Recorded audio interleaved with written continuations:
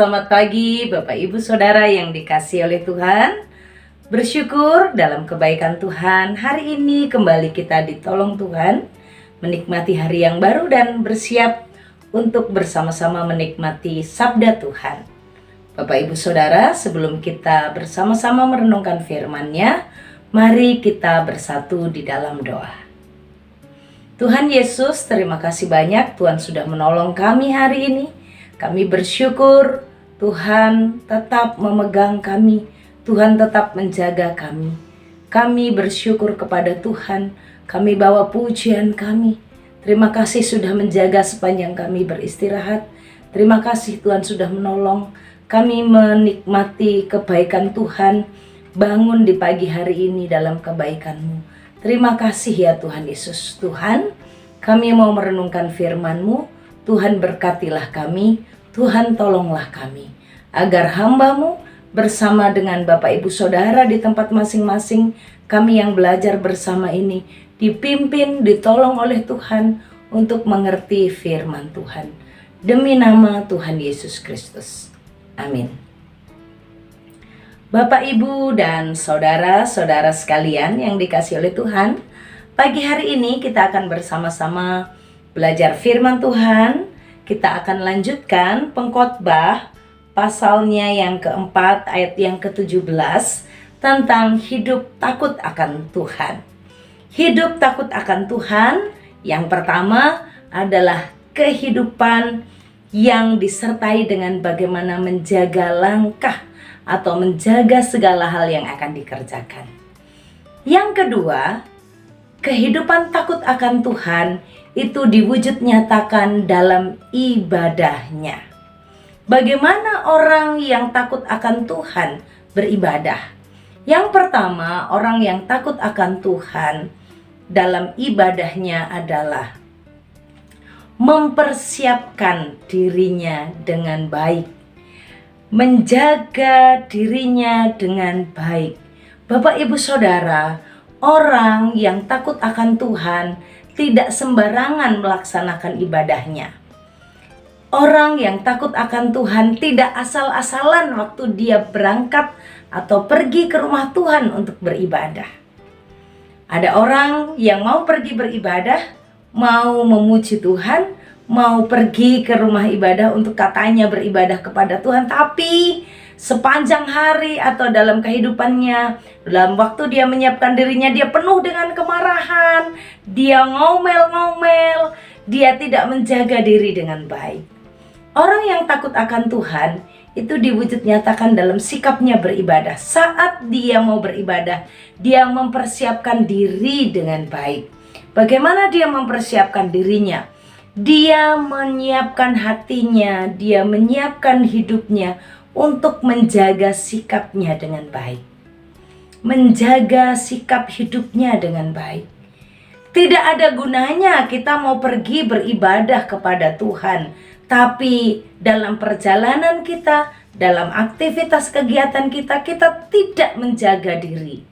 Dari perkataan kita, dari sikap hidup kita kepada pasangan, kepada anak-anak, atau kepada orang tua.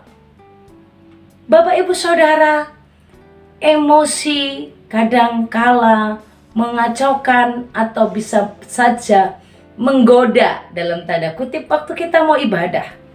Dan orang yang takut akan Tuhan bisa memberikan dirinya untuk dikendalikan oleh Roh Kudus, dan dia tidak sembarangan berbuat, dia tidak sembarangan bertindak, karena dia tahu dia akan pergi, dia akan datang beribadah ke rumah Tuhan, menyiapkan ibadahnya dengan baik.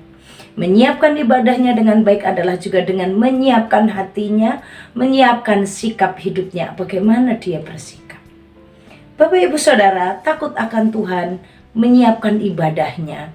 Maksud juga dari kata menyiapkan ibadahnya, menjaga dirinya dengan baik ini tidak sembarangan, sehingga pada waktu mau pergi ibadah ada Alkitab yang ketinggalan, atau persembahan yang belum tersiapkan, atau bajunya bisa terbalik, bisa macam-macam. Oh, kok nggak pas, bingung semuanya, berantakan. Kenapa? Karena tidak menjaga dengan baik, tidak mempersiapkan dengan tepat. Orang yang takut akan Tuhan mempersiapkan kehidupan ibadahnya, mempersiapkan hidupnya sebelum memasuki rumah Tuhan. Yang kedua, hidup takut akan Tuhan dalam ibadah itu dinyatakan dengan motivasi yang benar. Bagaimana motivasi orang yang beribadah kepada Allah? Motivasi orang yang beribadah kepada Allah, kalau kita bangun pagi-pagi, kita mau bangun, mau bersekutu dengan Tuhan. Kita bukan hanya sekedar cek log, lapor, Tuhan terima kasih, hari ini Tuhan sudah bangunkan aku, terima kasih Tuhan tolong aku, berkati apa yang mau ku kerjakan, amin. Cek log saja. Tuhan katakan begini, orang yang takut akan Tuhan itu dikatakan menghampiri untuk mendengar adalah lebih baik daripada mempersembahkan korban yang dilakukan oleh orang-orang bodoh. Mereka tidak tahu bahwa mereka berbuat jahat. Karena pada saat itu adalah hal biasa pergi ke rumah Tuhan atau melakukan persembahyangan, itu dilakukan untuk menenangkan, untuk memohon pengampunan dari dewa-dewa, bagaimana supaya ladang-ladangnya diberkati. Dia memberikan persembahan supaya tidak dihukum, dia memberi persembahan supaya diberkati. Dan itu menjadi kehidupan kebiasaan beribadah pada saat itu, sehingga orang berpikir yang terpenting kalau ibadah itu bawa persembahan, supaya kita bisa ngomong sama Tuhan, supaya kita bisa memohon dengan Tuhan, supaya Tuhan tidak hukum kita, supaya Tuhan berkati kita, ayo kasih persembahan yang banyak. Orang yang takut akan Tuhan tidak memperlakukan Tuhan sebagai alat untuk mendapatkan rezeki.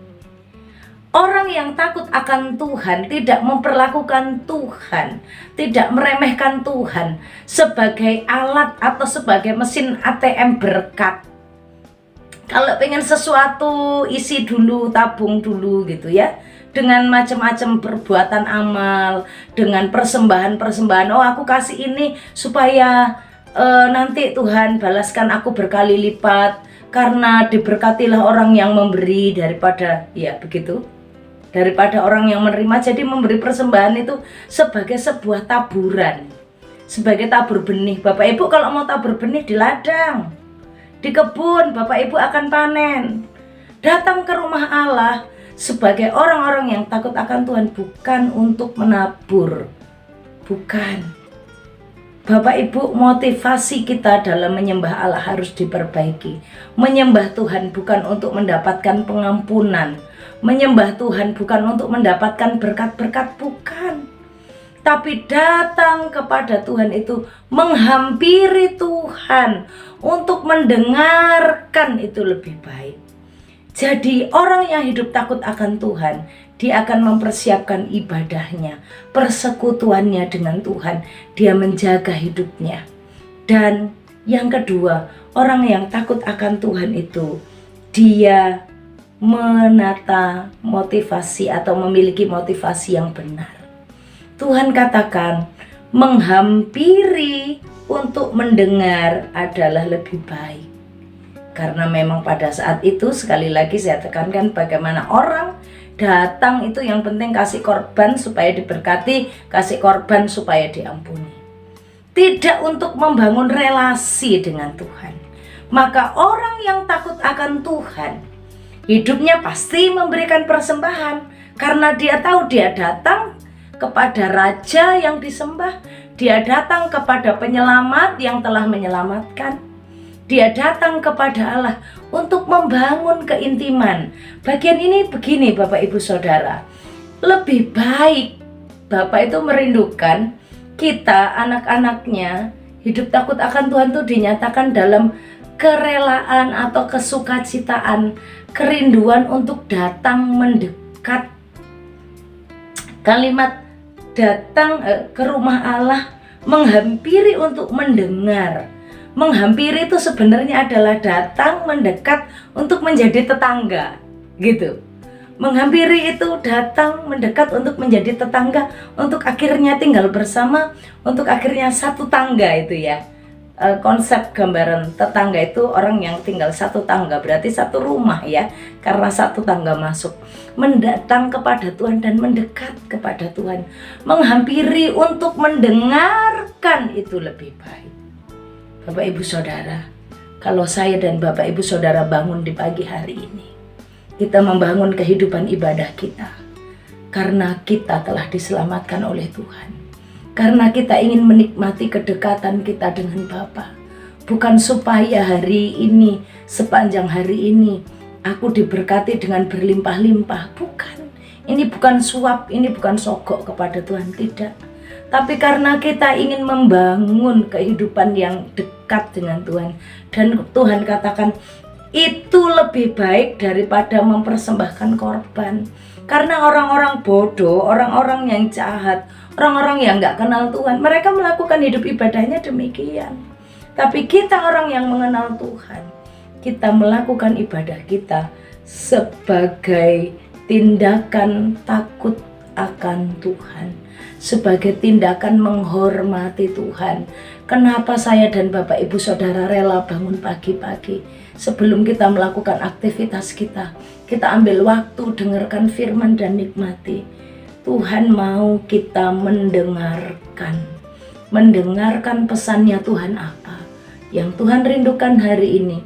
Kita hidup takut akan Tuhan. Hidup takut akan Tuhan itu bagaimana?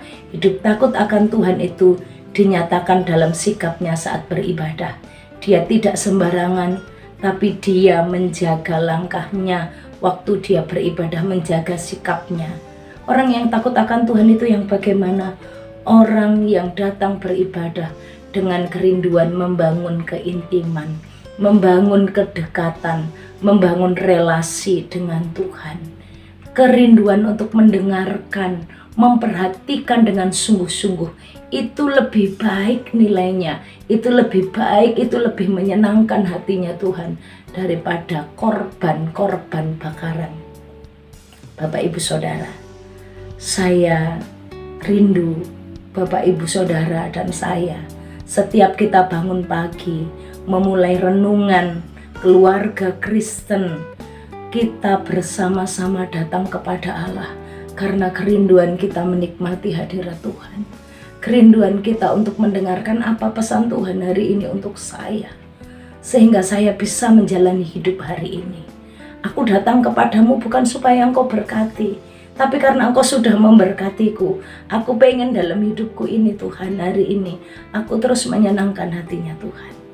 Kerinduan untuk mendekat, kerinduan untuk mengalami kedekatan dengan Tuhan dan mendengarkan dengan lebih sungguh-sungguh, mendengarkan dengan lebih baik apa yang jadi kehendaknya Tuhan. Bapak Ibu Saudara, mari sepanjang hari ini kita percaya ada tangan Tuhan bersama dengan kita. Dan apa saja yang kita lakukan dalam ibadah kita, kita kerjakan dengan takut akan Tuhan. Orang yang takut akan Tuhan, dia akan mempersiapkan segala apa yang akan dikerjakannya. Dan orang yang takut akan Tuhan itu, dia memiliki atau membangun kehidupan yang mendengarkan suara Tuhan. Sehingga sebelum Bapak Ibu Saudara bertindak, Bapak Ibu bertanya dulu dengan Tuhan. Sebelum Bapak Ibu mengerjakan sesuatu atau mengambil keputusan, bertanya dulu dengan Tuhan. Atau bertanya, Tuhan, apa yang hari ini harus aku lakukan? Kepada siapa aku hari ini harus membagikan berkat? Siapa yang hari ini perlu doaku? Tuhan, tolong aku. Beri aku kepekaan, beri aku mendengarkan suaramu. Apa perintah Tuhan yang hari ini harus kulakukan? Bapak Ibu Saudara, waktu kita belum mendengarkan suara Tuhan, kita lebih sungguh-sungguh lagi mendengarkan. Suara Tuhan sepertinya jauh, suara Tuhan seperti tidak dengar, terlalu lembut, kita lebih dengar lagi, lebih sungguh-sungguh lagi. Maka renungan tiap pagi yang kita jalani ini adalah salah satu tindakan hidup kita, salah satu sikap kita, bentuk sikap kita dalam takut akan Tuhan, membangun relasi dengan Tuhan. Datang atau menghampiri untuk mendengar itu lebih baik daripada korban. Bukan berarti kita nggak mempersembahkan hidup kita, bukan. Tapi percumalah kita memberikan diri kita untuk dianiaya, tapi kita tidak pernah punya waktu untuk mendengarkan suara Tuhan dengan baik. Bapak Ibu Saudara, dengarkanlah suaranya. Orang yang takut akan Tuhan menjaga langkah kehidupannya, mempersiapkan setiap ibadahnya. Dan orang yang takut akan Tuhan akan memiliki kerinduan untuk membangun keintiman selalu dengan Tuhan. Mari kita berdoa. Bapa kami yang di sorga, terima kasih. Pagi hari ini Tuhan tolong kami untuk merenungkan firman-Mu, menjadi pribadi-pribadi yang hidup takut akan Tuhan. Tuhan tolong kami semua Bapak Ibu Saudara. Tuhan perbaiki hati kami. Tuhan tolong kami untuk menjaga kembali motivasi kami dalam beribadah kepada Tuhan, dalam membangun persekutuan ini. Tuhan Yesus terima kasih. Berkati Bapak Ibu Saudara dalam pekerjaan mereka, anak-anak dalam sekolahnya, dalam studinya, dalam pergaulannya. Kami titipkan mereka semua kepada Tuhan. Tuhan berkati kami. Bapak Ibu Saudara, arahkan hatimu kepada Tuhan dan terimalah berkat-Nya. Tuhan memberkati engkau dan melindungi engkau. Tuhan menyinari engkau dengan wajah-Nya dan beri engkau kasih karunia. Tuhan menghadapkan wajah-Nya kepadamu dan beri engkau damai sejahtera dari sekarang sampai selama-lamanya. Amin. Tuhan Yesus memberkati. Shalom.